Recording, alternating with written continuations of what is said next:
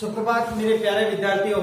तो चलिए आज हम कक्षा 9वीं हिंदी पाठ 9 कबीर कबीर की साखियां और शब्द पढ़ने वाले हैं। परंतु सबसे पहले आज हम कुछ थोड़ा सा जीवन परिचय कबीर के बारे में यहाँ पर जानेंगे, फिर उनकी साखियां और शब्द के बारे में हम पढ़ेंगे जो उनके पद है।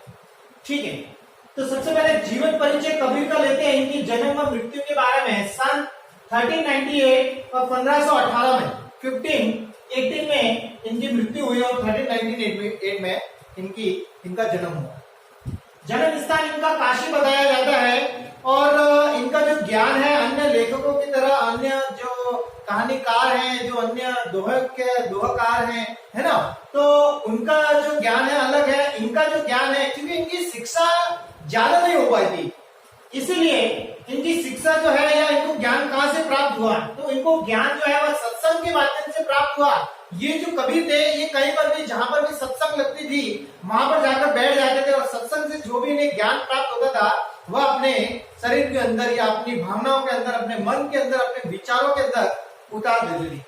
अब ये पर्यटन मतलब कहीं ना कहीं घूमने भी जाया करते थे, तो वहां से भी इनको ज्ञान प्राप्त हुआ और कुछ इनके अनुभव के बारे में जहां जहां ये गए इनको जो जो अनुभव इनको प्राप्त हुआ वहां से इनको ज्ञान प्राप्त होता चला। अगर हम देखें तो जो संत कबीर हैं वह भक्तिकालीन निर्गुण संत परंपरा के प्रमुख कवि माने जाते हैं। भक्तिकालीन एक कवि हैं, ठीक है ना।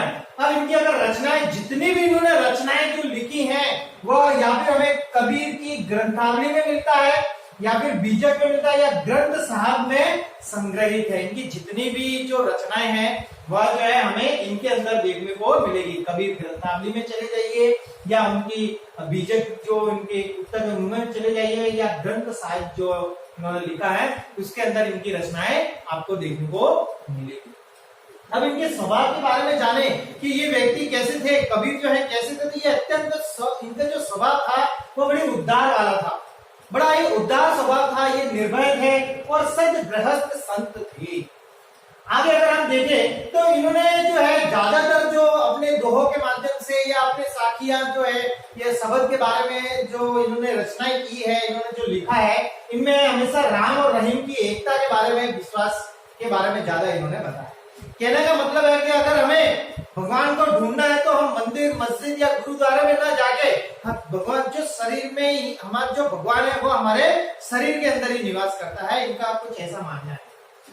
आज जो हम देखते हैं कि ईश्वर के नाम पर तरह तरह की जो चलने वाले पाखंड है, भेदभाव है, कर्म कांड है, जो मंदिरों में देखने को मिलता है या मस्जिदों में देखने को मिलता है, जो गुरुद्वारा में देखने को मिलता है, वहां पर इन्होंने ये घोर खंडन करते हैं। कहने का मतलब है कि जो इनका विश्वास है, भगवान के प्रति अटूट विश्वास है, वो हमारे शरीर के अंदर ही है, न कि भगवान को हम मंदिर के अंदर खोजे, मस्जिद के अंदर खोजे या हम किसी और अन्य स्थानों पर खोजे।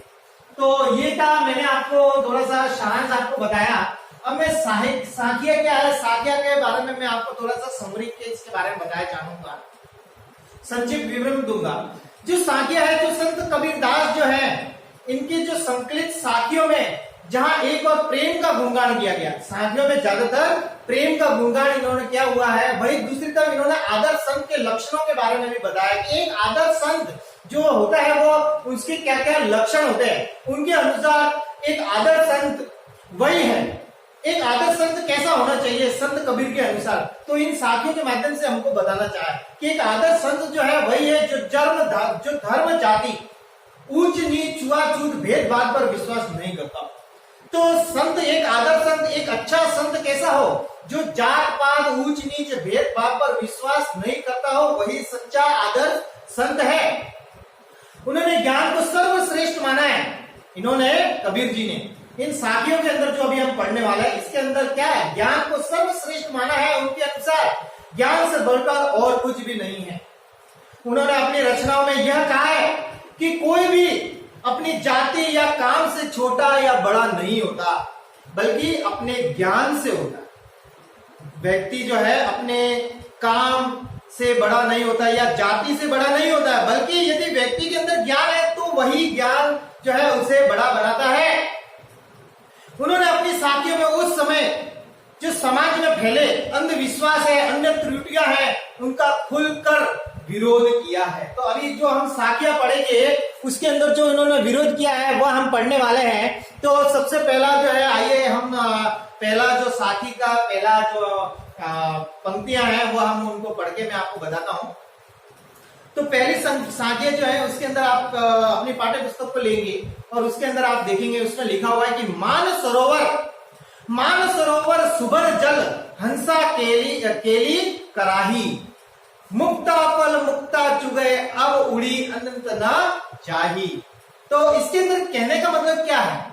कबीरदास जी ने अपने इस दोहे के अंदर, इन दोहे की पंक्तियों के अंदर मुक्ति मार्ग हमें केवल प्रभु शक्ति में ही मिल सकता है वह बताने का प्रयास किया है। तो कवि ने कहा है कि अगर हमें मुक्ति चाहिए तो हमें मुक्ति कहां पर मिलेगी? मंदिर मस्जिदों में नहीं, बल्कि प्रभु की भक्ति में ही मिलेगी और उसी से हमें परम आनंद की प्राप्ति होगी। इसी कारण उन्होंने उपयुक्त दोहे के अंदर, मतलब इस दोहे के अंदर जो है उदाहरण के माध्यम से प्रस्तुत किया है कि मान सरोवर सुबर जल हंसा केली कराई। कहने का मतलब यह है कि मान सरोवर में जल में क्रीड़ा करते हुए मोती चुग रहे हैं। मान सरोवर के जल में क्रीड़ा करते हुए मोती चुग रहे हैं। उन्हें इस क्रीड़ा में इतना आनंद आ रहा है कि वे इसे छोड़कर नहीं जाना चाहते। इसमें लिखा हुआ है ना कि अब उड़त न चाहिए, ये कहीं पर उड़ना अब नहीं चाहता है। तो ठीक इसी प्रकार मतलब एक उदाहरण के माध्यम से बताया कि अगर मनुष्य भी खुद को ईश्वर की भक्ति में लीन कर लेगा, ईश्वर की भक्ति में इतना लीन हो जाएगा तो मोक्ष का परम आनंद लेगा।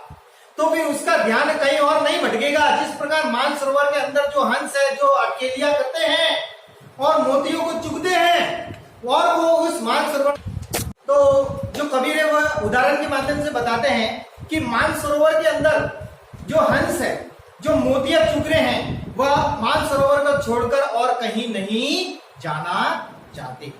ठीक है, तो ठीक इसी प्रकार मनुष्य भी ईश्वर की भक्ति में लीन होगा तो मोक्ष का आनंद उसे आएगा और मोक्ष का आनंद उसे प्राप्त होगा। तो फिर उसे और कहीं जाने की इच्छा भी नहीं होगी और नहीं कहीं वह भटकेगा। उसे प्रभु की भक्ति में मिलने वाला आनंद और कहीं नहीं मिलेगा। फिर वह प्रभु की भक्ति में ही मग्न रहेगा और इस मार्ग को छोड़कर कहीं नहीं जाना चाहेगा।